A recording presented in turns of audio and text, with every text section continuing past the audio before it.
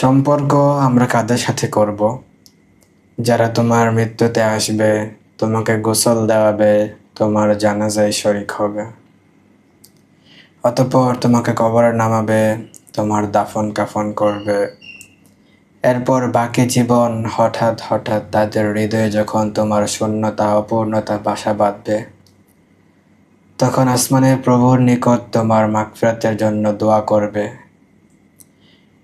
এমন কেউ কি আছে যে তোমার মৃত্যুতে আসবে, তোমার জানাজায় দাঁড়াবে, তোমাকে কবরে নামাবে, অতঃপর আল্লাহর দরবারে তোমার জন্য দুহাত তুলে চোখের অশ্রু ফেলে তোমার জন্য তোমার মাগফিরাতের দোয়া করবে? যদি কারো এমন কেউ থেকে থাকে তাহলে অবশ্যই কমেন্টে জানিয়ে যাবেন। আপনার মূল্যবান মতামতটি শেয়ার করবেন।